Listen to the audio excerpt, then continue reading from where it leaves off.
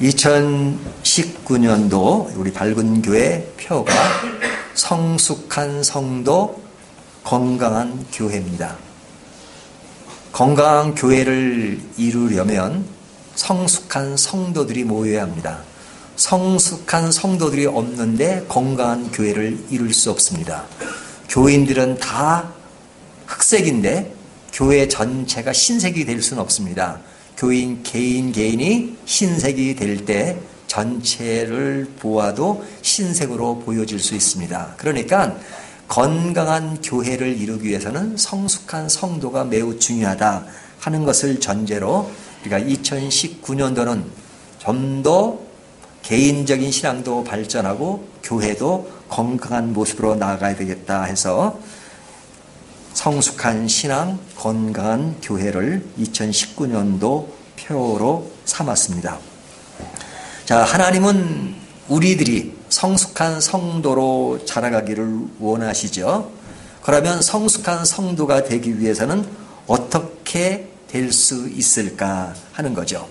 우리가 이제 내년 초가 되면 우리가 지향하는 어떤 목표를 향해서 이렇게 가자라고 강조를 합니다. 제가 12월 달에 내년을 향한 말씀을 준비하는 것도 우리 교인들이 그냥 말로만 아니라 확고한 의지와 의욕을 가지고 내년을 좀 더 아름답게 만들자 하는 차원에서 이런 것을 정해놓고 강조하고 있습니다. 그러면 이 성숙한 성도가 되려면 어떻게 해야 되느냐? 이런 의욕을 갖는 것은 굉장히 중요하죠. 하지만 의욕만 가진다고 해서 성숙한 성도가 되어질 수 있는 것은 아닙니다. 의욕은 매우 중요합니다. 하지만 그 의욕 자체가 우리를 성숙하게 만드는 것은 아니란 말이죠.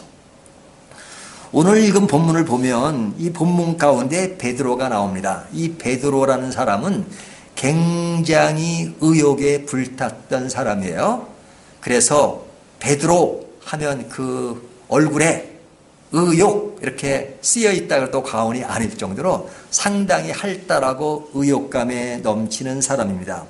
저희가 21장을 보았지만 마태복음 26장을 보면 예수님이 제자들에게 뭐라고 말씀하셨냐면 오늘 밤에 너희가 나를 버리리라 이렇게 말씀하셨습니다.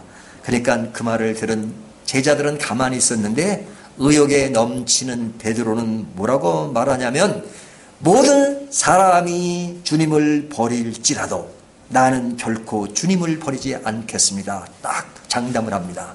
그러니까 나서기 좋아하고 의욕에 불타는 베드로는 아주 자신감을 가지고 침묵하는 제자들 앞에서 나는 주님을 버리지 않습니다. 아주 강력하게 강렬하게 의욕적으로 그런 말을 했습니다. 그러니까 그 말을 들으신 주님이 뭐라고 말씀하셨냐면 그래 베드로야 너는 참 의욕이 대단하다. 네가 말한 대로 그렇게 될 거야 라고 주님이 말씀하지 않으셨습니다. 주님이 그런 베드로에게 뭐라고 말씀하셨냐면 베드로야 내가 닭 울기 전에 나를 부인하리라 이렇게 말씀하셨어요. 내가 나를 3번 부인할 것이다 이렇게 말씀하셨어요. 의욕적으로 말하는 베드로에게 내가 나를 부인한다는 말을 하면 이게 그 의욕을 확 꺾는 거잖아요. 근데 베드로는요 웬만해서 의욕이 꺾이지 않습니다. 그렇게 말하는 주님 앞에 뭐라고 말하냐면 내가 주와 함께 죽을지언정 주를 부인하지 않습니다라고 아주 강렬하게 자신만만하게 의욕적으로 말합니다. 그의 의욕과 장담이 얼마나 컸습니까? 그런 자신감을 보면 이 자신감은 이 의욕은 몇 년이고 갈 것 같은 기분입니다. 하지만 성경을 자세히 보면 그 의욕이 하루도 가지 못했습니다. 하루가 되기 전에 어떤 일이 벌어졌냐면 예수님은 끌려가게 되고 끌려가는 예수님을 바라보는 제자들이었습니다. 근데 베드로도 끌려가는 예수님을 바라보면서 그냥 그 마당에서 좀 불을 쬐는 그런 장면이 있었습니다. 그때 베드로에게 와서 어떤 여자가 너도 그 당이 아니냐? 저 사람과 같은 일당이 아니냐? 그렇게 말했을 때 베드로가 어떻게 했죠? 어떤 반응을 보였죠? 아니요! 그렇게 말한 게 아니고 맞습니다. 나는 그렇습니다. 당당하게 예수님에게 했던 것처럼 의욕적으로 그렇게 말했어야 될 텐데 완전히 기가 죽어 있는 베드로를 봅니다. 베드로는 겁을 내면서 아니라고 나는 그와 같은 당이 아니라고. 그리고 성경을 자세히 보면 예수님을 저주까지 했다는 말을 하고 있습니다. 자신의 생명의 위협을 느끼는 베드로는 그 앞에서 예수님을 진짜 부인했습니다. 비겁할 정도로 예수님을 부인했습니다.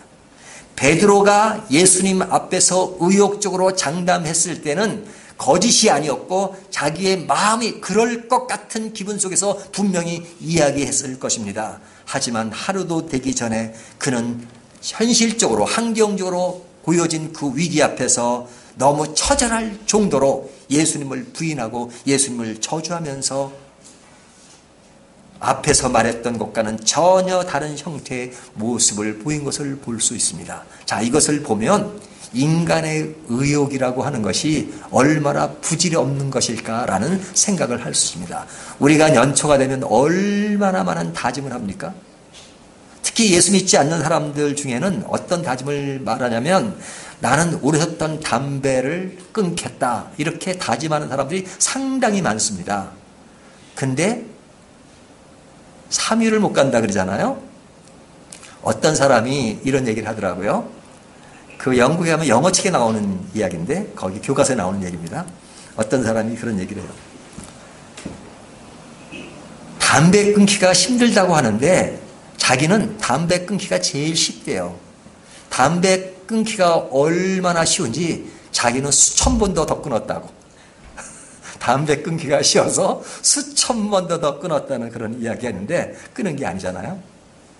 그러니까 어떤 의욕만 가지고 되지 않는단 말이죠. 우리 신앙의 문제도 마찬가지입니다. 신앙의 문제도 그냥 내가 예수를 잘 믿어야지, 우리가 좋은 교회를 만들어야지 하는 의욕을 갖는 것은 굉장히 중요한 것입니다. 하지만 그 의욕만 가지고 우리의 신앙생활을 아름답게, 교회를 아름답게 할 수 있는 것이 아닙니다. 무엇을 통해서 알 수 있죠? 베드로의 모습을 통해서 의욕만 가지고 되지 않는다는 것을 볼 수 있어요. 또한 무엇을 볼 수 있냐면 본문에서 베드로는 자신이 실패한 것을 반성합니다.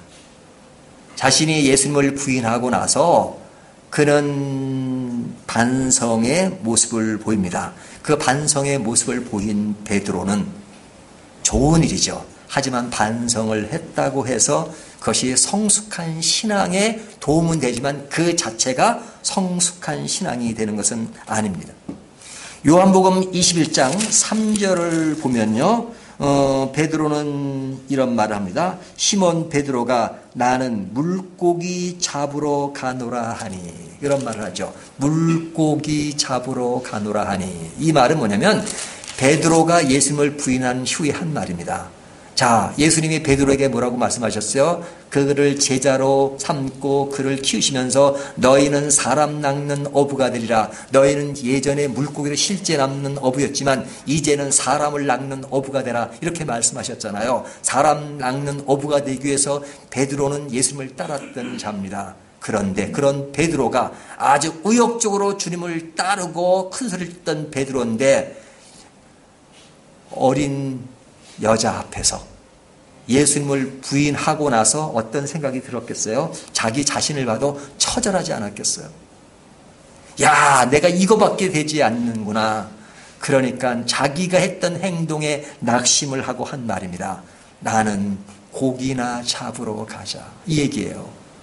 내가 무슨 사람을 낚는 어부야. 원래 나는 고기 잡는 어부였으니까 내 원래 직업으로 돌아가야지. 내가 무슨 사람을 낳고 예수님의 제자라고 그냥 큰 소리치며 따라다녔어. 내 꼬라지를 너무너무 몰랐어. 그러니까 내 꼬라지를 이제라도 제대로 알고 나는 고기나 잡으러 가자. 이렇게 말하는 겁니다. 그러니까 반성을 많이 한 거죠. 여러분, 가룟 유다와 예수님의 제자 베드로의 차이는 큰 차이가 아니에요. 다른 유다가 예수님을 팔아먹은 것이나 베드로가 저주하며 예수님을 부인한 것이나 사실은 그 죄의 크기를 따진다면 그게 그거예요. 하지만 다른 점이 있다면 다른 유다는 회개를 하지 않았다면 베드로는 자기가 잘못한 것을 회개하고 뉘우치면서 하는 말입니다. 나는 고기나 잡으러 가자. 이것을 보면 베드로의 심정도 이해할 수 있고 자기의 그런 죄를 뉘우치면서 굉장히 낙심해하는 자기의 한계를 아는 베드로의 모습을 보잖아요. 그런 모습은 참 우리에게 많은 교훈을 줍니다. 겸손이라고 말하기는 그렇지만 그러나 자기의 실체의 모습을 그대로 인정하는 것, 자기의 모습을 반성하는 것, 자기의 잘못을 인정하는 것, 이것은 건강한 모습이죠. 하지만 그런 잘못만 시인했다 그래서 그 자체가 성숙한 신앙의 절대 모델은 아닙니다. 우리가 얼마나 많은 시간 동안 나의 문제점, 나의 잘못된 점들을 반성할 때가 많습니까? 이렇게 이제 우리 개인적으로 얘기하다 보면요, 어느 정도 성숙한 신앙인이 됐기 때문에 사실은 많은 반성들을 합니다. 나는 이것이 부족해요. 어느 사람이 웬만한 사람이 아니면 자기 잘난 것을 노출시키는 사람이 많지 않죠. 속으로는 잘난 척을 해도 겉으로는 사람 관계 속에서는 나는 부족해 이런 말들을 많이 하잖아요. 하지만 겉으로는 부족한데 속으로는 아니야 나는 대단해 뭐 그렇게 생각할 때도 있잖아요. 내가 그런 것을 의식적으로 그러지 않는다 하더라도 내 마음속에는 내 멋이라는 것이 있어요. 내 잘난 맛이 있단 말이죠. 그러니까 나의 실패한 것들, 나의 잘못한 것들을 고백한다고 해서 그것이 곧 성숙한 신앙의 절대 모델은 아닐 수 있다. 그렇기 때문에 그런 고백을 하는 것은 중요하지만 그것이 곧 성숙은 아니다 하는 것을 오늘 본문이 보여주고 있어요. 자, 그렇다면 진짜 성경이 말씀하시는 성숙한 신앙, 성숙한 성도는 어떤 자인가 하는 것을 우리가 베드로에서 어떤 면을 통해서 볼 수 있을까? 중요한 것은요, 늘 원론적인 얘기지만 그 이야기는 변할 수 없지만 진짜 성숙한 신자는 주님을 만나야 합니다. 주님을 만나야 합니다. 여러분, 주님을 만나지 않으면 결코 성숙해질 수가 없습니다. 베드로는 예수님을 부인하고 어느 기간 동안 예수님을 보지 못했어요. 하지만 예수님이 부활하신 이후에 십자가를 지고 부활하신 이후에 베드로에게 나타났잖아요. 오늘 21장은 고기를 잡는 베드로에게 나타나신 예수님을 보여주고 있습니다. 물론 이전에 예수님은 십자가를 지시고 부활하신 후에 제자들을 찾아왔던 일이 있었습니다. 제자들이 겁이 나서 꽁꽁 숨어 있을 때 그냥 문도 열지 않고 예수님이 부활하신 몸으로 찾아왔던 것이 있잖아요. 그때 제자들은 얼마나 큰 위로가 되었겠습니까? 내가 따르던 선생님, 그 선생님이 왕이 되면 우리는 자의정, 우의정 했을 그런 상상에 젖었던 사람들이 예수님이 십자가를 지는 것을 보고 아주 처절할 정도로 우리 주님이 죽으러 오신 거야? 그때서야 십자가의 의미를 알기 시작했는데 그 전까지는 얼마나 처참했습니까? 근데 돌아가신 주님 때문에 더욱더 자기들은 겁을 먹고 있었는데 주님이 살아서 나타나신 것을 보고 얼마나 큰 힘이 되었겠습니까? 그때 주님을 만났을 때 엄청나게 큰 감격의 시간을 가졌을 것입니다.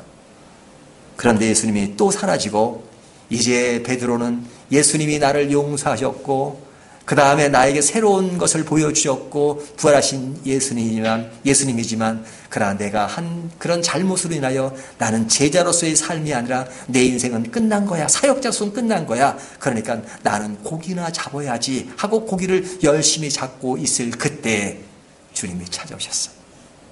주님이 찾아오셨어요. 그러니까 오신 주님을 제일 먼저 발견한 건 누굽니까? 베드로의 요한이에요. 항상 발견하는 건 요한이에요. 요한이 빨라요. 예수님의 무덤에 갈 때도 보면요, 무덤에 먼저 도착한 제자는 누구죠? 베드로가 아닙니다. 요한이에요, 요한. 근데 요한은 먼저 발견하고도 딱 앞에 서면 주춤해요. 하지만 베드로는 뒤에서 막 쫓아오다가 멈추는 게 없어요. 쑥 들어가 버려요. 무덤으로. 그러니까 베드로가 빠르는 거예요. 근데 예수님이 고기 잡는 제자들에게 나타나셨을 때 요한이 주님을 보고 주님이시다 이렇게 얘기하잖아요. 근데 주님이시다 그래요. 요한은 거기까지야. 하지만 주님이시다 그러니까 그 말을 들은 베드로는 번쩍 기가 튀면서 얼른 배에서 뛰어내려 바로 예수님께 달려가잖아요. 이게 이제 베드로의 어떤 성격을 참 잘 묘사하는 거예요. 그리고 주님을 만났습니다. 그리고 주님과 만나서 대화하는 내용이 계속 나오는데요. 이렇게 만난 주님이기 때문에 베드로에게 변화가 일어났습니다. 여러분, 요한복음 다음에 나오는 책이 뭡니까? 사도행전이잖아요. 사도행전에 나오는 베드로의 모습은 예수님을 부정했던 베드로와는 차원이 다릅니다. 모습이 다릅니다.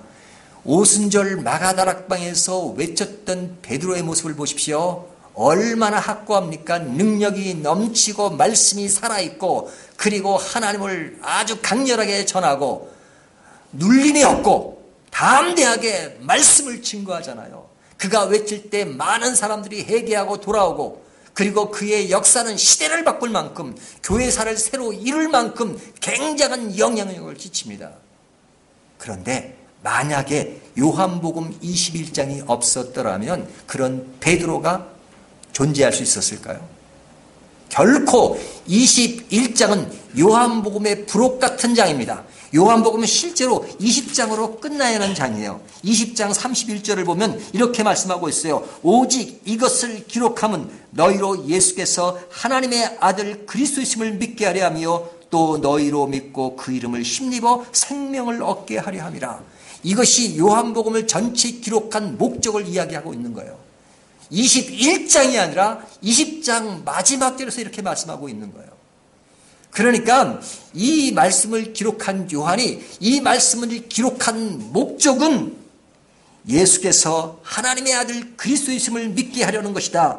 너희가 그를 믿고 그 이름을 힘입어 생명을 얻게 하려는 것이다 하고 굉장히 웅장하게 이 말씀의 목적을 이야기하고 있잖아요. 그러면 영화를 감독하는 감독이라면 이것이 엔딩이 돼야 돼요. 그러니까 딱 끝나야 돼요. 그래야 멋져요. 영화가 딱 멋지냐면 딱 끝나야죠. 그런데 그 영화를 멋지게 끝내놓고 주인공이 슬슬 다른 사람과 밥이나 먹는 것을 딱 그리고 끝난다면 이게 엔딩 처리가 잘못된 겁니다. 근데 여러분 21장이 나오잖아요. 요한복음 21장의 내용은 뭐예요? 다른 게 아니에요. 이렇게 아주 강렬하게 이 책을 기록한 목적을 이해하고 21장의 이야기는 예수님과 제자들이 만나서 조반 드시는 일이에요. 제자들이 고기를 잡은 것을 가지고 같이 식사하는 장면이란 말이죠. 그 식사 가운데 대화하는 내용입니다. 그 대화하는 내용은 어찌 보면 그런 영화로 만든다면 안 맞는 것 같은데 사실은 21장이 굉장히 중요합니다. 21장은 불호의 장 같지만 이 불호의 장이 역사를 뒤바꿨어. 사대 흥전의 그런 제자들이 교회를 이루면서 강렬한 나라를 이룬 것은 21장이 없었더라면 그런 장이 존재하지 않을 만큼 굉장히 큰 장입니다.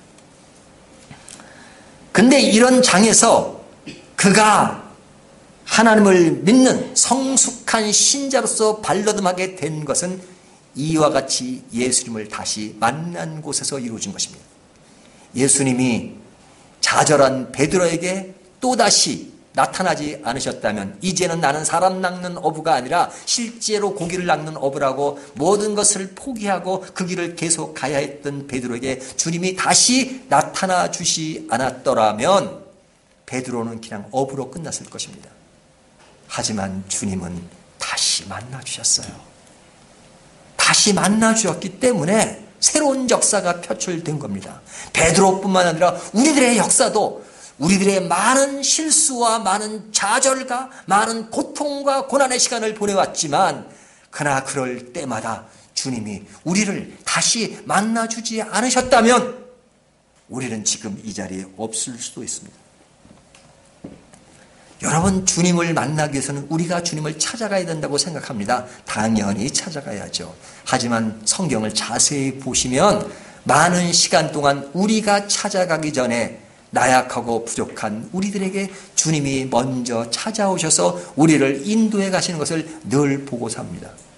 하나님이 천지를 창조하셨을 때 우리들에게 물어서 사람들이요 내가 이 세상 창조할까? 물어서 창조된 것입니까? 인간이 만들어지기 전에 하나님은 이 세상을 먼저 창조하시고 인간을 창조하셨습니다.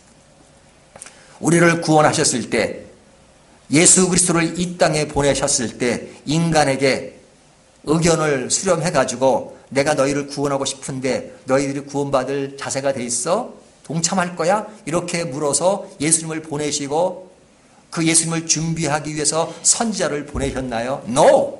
그러지 않았습니다. 예수님이 하나님의 말씀을 따라서 우리들에게 묻기 전에 먼저 오셔서 우리를 위하여 십자가를 지시고 우리를 구원하셨습니다. 성경에 나타난 많은 인물들이 있습니다. 아브라함, 다윗 이런 사람들 볼 때 자세히 들여다보십시오. 그들이 하나님을 찾기 전에 먼저 하나님이 그들을 찾으셨어요. 우리가 여호수아를 보고 있지만 여호수아에게도 먼저 주님이 찾아오셔서 이 전쟁은 내가 승리하게 할 것이다 이렇게 말씀하셨어요. 모든 일은 하나님이 우리보다 먼저 찾아오셔서 말씀하셨습니다. 사마리아의 여인, 우물가 여인을 아시죠? 이 여인은 얼마나 처참한 삶을 살았습니까? 인생으로 말하면 아주 공핍하고 시대적으로 너무너무 어려운 여자였어요. 개인적인 생활도 너무너무 어려웠던 여자입니다. 하지만 주님이 그 여인에게 1대1로 찾아오셨어요. 그리고 그를 초청하셨어요. 삭개오는 안 그런가요? 성경의 많은 인물들을 보면 주님이 먼저 찾아오셔서 우리를 선한 길로 인도하셨습니다. 여러분, 베드로를 보면 얼마나 낙심을 했겠어요. 자기의 모습이 얼마나 처절했겠어요. 고기를 낚는 그 베드로의 심정이 속이 자기 속이겠어요. 야, 내가 예수님을 부인하고 지금은 고기를 잡는 그 신세가 얼마나 가련했겠어요. 참, 나는 이거밖에 되지 않는구나. 주님이 나를 용서하셨지만 그러나 나는 이거밖에 아니었어. 예수님을 따라다녔던 3년의 시간들은 어떤 것일까? 라고 생각했겠죠. 그런 베드로에게 주님이 먼저 다가오셨습니다. 다가오셨어요. 여러분, 우리가 성숙한 신자가 되려면 우리에게 다가오시는 주님을 만나야 합니다. 신앙은 체험이란 말을 하잖아요. 근데 우리 한국교회는 체험이란 말을 할 때 너무 어떤 외향적인 성향의 체험만을 얘기해요. 막 몸이 떨린다거나 불 받았다거나 뭐 그런 것만 얘기할 때가 참 많아요. 그런 것은 본질의 문제가 아니에요. 뭐 그럴 수도 있지요. 하지만 진짜 체험 있는 신앙이라고 하는 것은 주님을 만나는 것입니다. 얼마나 많이 언제든지 우리는 주님을 만날 수가 있잖아요. 성경 말씀을 통해서 주님이 우리에게 늘 말씀하신대. 큐티를 통해서 성경 공부를 통해서 예배를 통해서 늘 주님을 만날 수 있는데 우리는 그런 주님을 만나지 않아요. 속담에 그런 것이 있잖아요. 익숙하면 무시한다. 너무너무 익숙하니까 무시해버려요. 주님이 우리에게 늘 다가오시는데 주님은 우리의 손을 잡는데 우리는 늘 등을 돌려요. 내 욕심, 내가 주관이 돼서 내가 주인이 돼서 주님을 늘 이용하려고 할 때가 많아요. 그런 우리들을 하나님은 외면하지 않고 늘 다가오세요. 늘 다가오세요. 근데 그걸 몰라요. 어떤 그림에 보니까요. 사막에 발자국이 4개가 있습니다. 예수님과 어떤 사람이 걷는 거예요. 근데 한참 가다 보니까 4발자국이 아니라 2개밖에 없습니다. 그러니까 그 한 사람이 예수님과 갔던 사람이 예수님께 따집니다. 주님, 나랑 함께 가시다가 언제 어디로 가신 거예요? 가면 끝까지 같이 가셔야지 왜 주님은 가셨어요? 발자국이 4발자국밖에 없잖아요. 그런 거예요. 그러니까 예수님 웃으시면서 야 이놈아, 그 발자국이 네 발자국이냐? 4발자국이다. 네가 가다가 하도 힘들하고 너무 졸고 그래가지고 내가 업고 갔잖아. 그래서 네 발자국만 있는 거야. 네 발자국이 아니라. 그래서 두 개야. 없어진 게 아니야. 뭐 그런 아주 재밌는 이야기가 있잖아요. 진짜 주님은 그러십니다. 우리의 삶 속에 늘 우리와 동행하시면서 주님이 우리를 먼저 찾아주셨어요. 여러분 늘 찾아주시는 이 주님을 느끼십니까? 만나십니까? 그래야 우리가 성숙해질 수 있습니다. 주님을 만나지 않고 종교적인 생활을 하면서 그냥 교회 오고 뭐 교회 활동만 하면서 성숙한 신자가 될 수 있다고 생각합니까? No, 아닙니다. 절대. 교인이 될 수 있고 오래된 교인이 될 수 있고 교회 생활에 익숙한 교인이 될 수 있지만 성숙한 크리스찬은 못 됩니다. 주님을 만나지 않으면. 주님을 만나야 합니다. 우리가 예배를 통해서 만나야 되지만 내 개인 생활 가운데 늘 기도가 있어야 되고 늘 말씀이 있어야 되고 늘 개인 경건이 중요한 것은 주님을 만날 때 우리는 성숙해질 수 있습니다. 예수님을 만나지 않고 하나님을 만나지 않고는 성령님을 만나지 않고는 우리의 삶 속에 늘 성장이라는 것은 없습니다. 성숙이라는 것은 없습니다. 주님을 만나야 합니다. 두 번째는 우리가 주님을 만났으면 우리가 어떤 존재라는 것을 분명히 알아야 합니다. 여러분, 우리를 너무 자신 있게 생각하지 마십시오. 우리 한국 교회에서 사람들에게 많이 강조했던 것은 자신감을 부여한 겁니다. 물론 자신감을 부여하는 것이 나쁜 것은 아닙니다. 자긍심이 너무 낮아도 문제고 너무 자신감이 없어도 문제입니다. 하지만 하나님보다 높아지는 그런 인식, 그런 자신감은 좋지 않습니다. 우리 한국교회가 한때는 하면 된다. 나라도 그렇고 하면 된다. 긍정적인 사고가 지배할 때가 많았습니다. 여러분, 긍정적인 사고 좋은 거예요. 하지만 신념에 있어서는 좋은 거지만 신앙에 있어서 긍정적인 사고가 좋은 것이 아닙니다. 신앙의 시작은 부정적인 사고로 시작해야 합니다. 어떤 자세로? 하나님 앞에 하나님, 나는 연약합니다. 나는 죄인입니다. 나는 할 수 없습니다. 나는 내 힘으로 모든 것을 감당할 수 없습니다. 나는 주님의 도움이 필요합니다.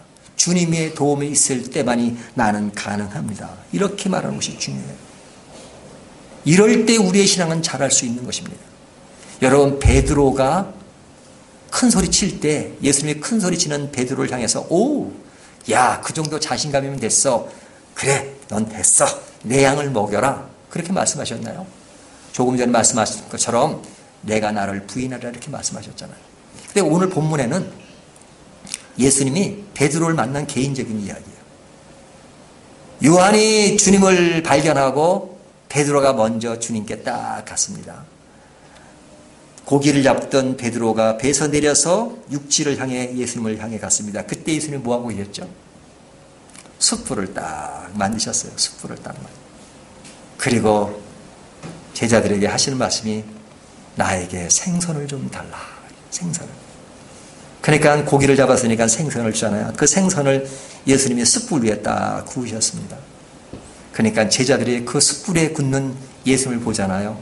부활하신 예수님이 얼마나 신기하겠어요. 예수님을 쫙 바라봅니다.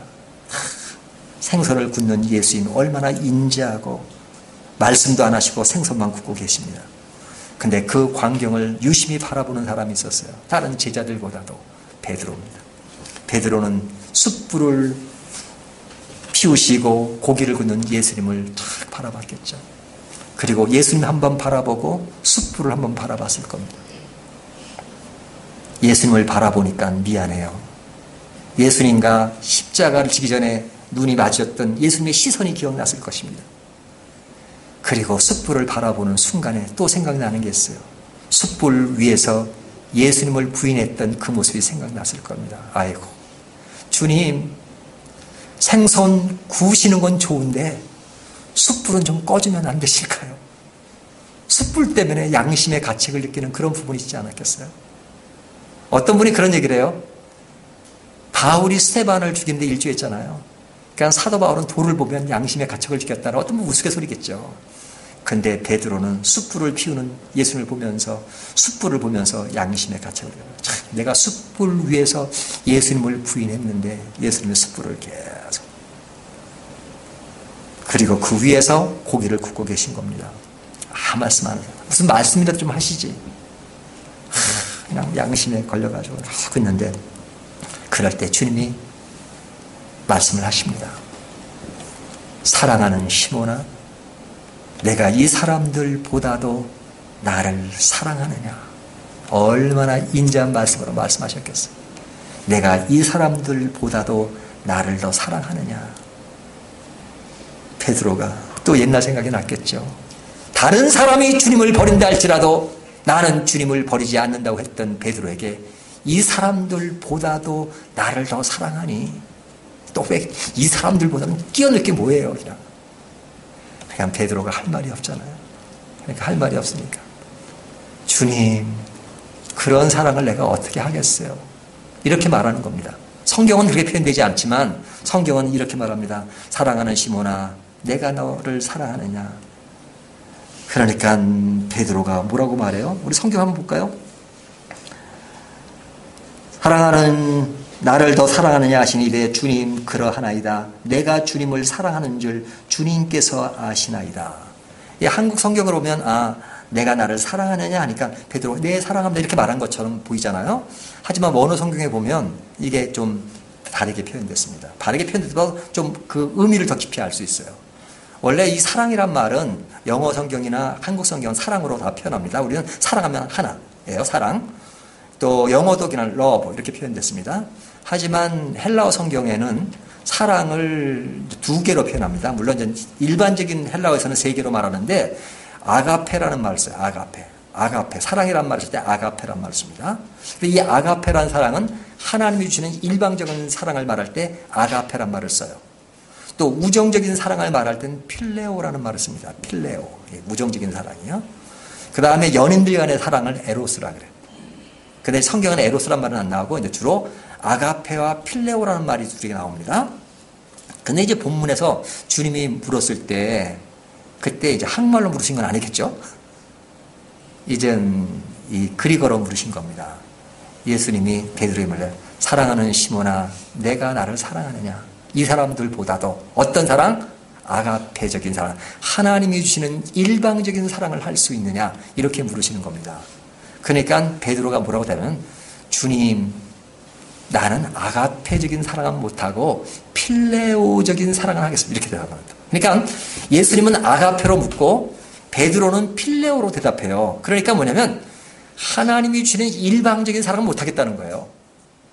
그냥 한다 그러면 우정적인 사랑, 필레오적인 사랑을 합니다. 그러니까 우리 성경에는 내가 그런 사랑을 하지 주님께서 아시나이다. 그러니까 그런 사랑은 필레오적인 사랑이에요. 그러니까 아가페적인 사랑은 못한다는 거잖아요. 그러면 아가페적인 사랑 못하는 건 반항하는 거 아니잖아요. 지금 베드로는 깨어질 대로 깨어진 겁니다. 깨어졌어요. 많은 인생의 고비를 넘긴 사람이에요. 그러니까 함부로 자신감을 내세우지 않는 거죠. 의욕에 불타가지고 큰 소리였던 베드로가 이제 한번 거꾸로 지니까 이제 하는 말입니다. 주님, 나에게 물으시기를 하나님이 주시는 일방적인 사랑을 하느냐고 묻는다면 주님, 나는 그런 일방적인 사랑은 못해요. 한다 그러면 그냥 우정적인 사랑 정도는 하겠죠. 이렇게 말하는 겁니다. 그러니까 주님이 딱 들으세요. 또 고기를 구우셨겠죠. 그리고 두 번째 질문도 그렇게 하십니다. 두 번째 16절 두 번째 이르시되 요한의 아들 시몬아 내가 나를 사랑하느냐 하시니 그때도 아가페란 말로 물어보야 하나님이 주는 일방적인 사랑을 할 수 있느냐. 그러니까 베드로도 두 번째도 똑같이 필레오라는 말을 써요. 필레소. 우정적인 사랑을 할 수 있습니다. 그러니까 베드로가 많이 낮아진 거잖아요. 근데 문제는 세 번째입니다. 17절 보세요.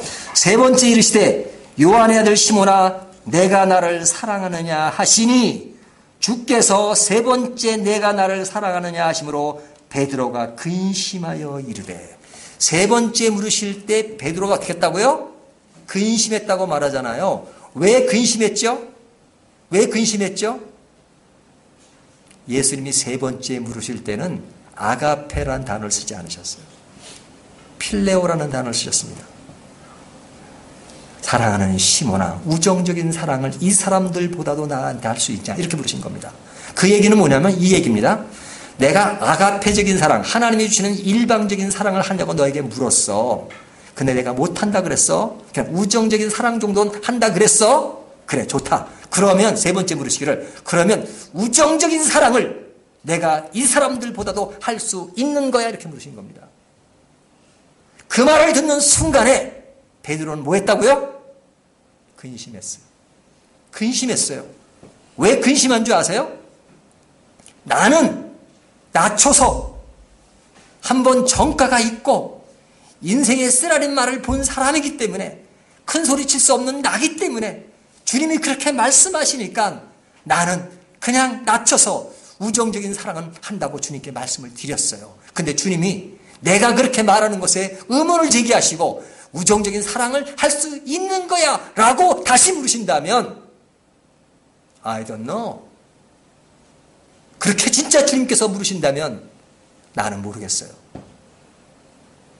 왜요?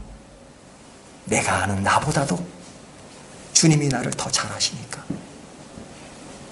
내가 아는 나보다도 주님이 나를 더 잘 아시니까 지금 기분으로는 나는 아가페적인 사랑은 못하고 우정적인 사랑을 할 수 있다고 생각해서 말씀을 드렸어요. 하지만 주님이 네가 그 사랑을 할 수 있냐고 의문을 제기하신다면 나는 나를 믿을 수가 없어요. 나는 나를 믿을 수가 없어요. 주님이 나를 더 잘 아시니까. 그래서 베드로가 근심한 것입니다. 베드로가 근심한 것입니다. 이런 근심에 대해서 예수님은 너는 바보, 이거밖에 안 돼? 그렇게 말씀하셨나요? 아닙니다. 그때 그 상황에 예수님은 제자 베드로에게 하시는 말씀이 시몬 베드로야, 베드로야, 내 양을 먹이라 이렇게 말씀하셨어요. 그때 그에게 진짜 사람을 낚는 어부로서 사명을 주신 것입니다. 그 일을 감당하도록 만드신 거예요. 어떨 때? 자기 자신을 알 때.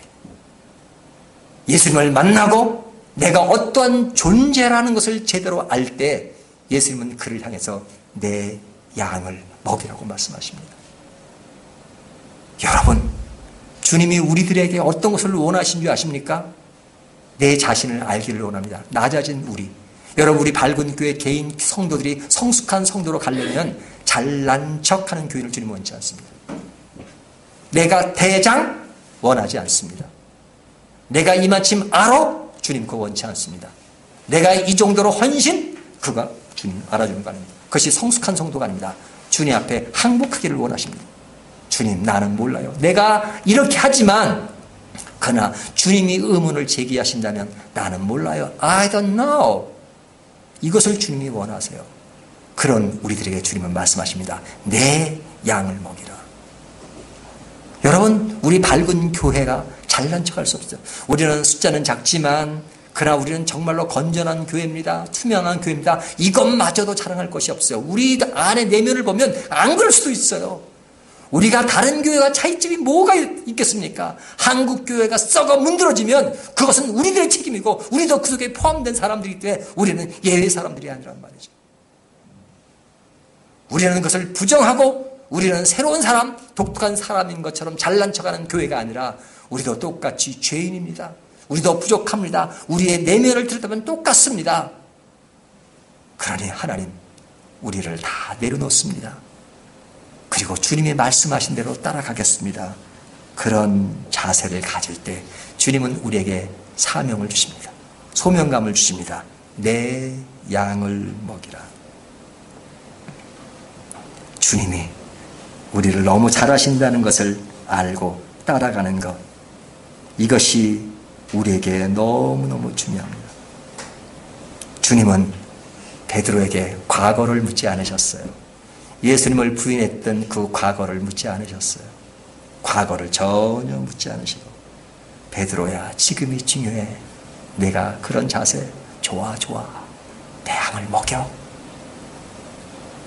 과거를 묻지 않으시고 지금 이 순간부터 Now and here 지금 여기에서 출발하기를 원하십니다. 그리고 새로운 내일을 향해 가기를 원하십니다. 어떤 내일이요? 성숙한 크리스찬, 성숙한 성도. 그런 성숙한 성도로서 내일을 향해 간다면 우리 교회는 진짜 건강한 교회가 될 수 있습니다. 여러분, 우리 모두가 믿음의 길을 가는 저와 여러분 되시기를 바랍니다. 정말로 성숙한 성도로 건강한 교회를 함께 이루는 저와 여러분이 되시기를 주님의 이름으로 축원합니다.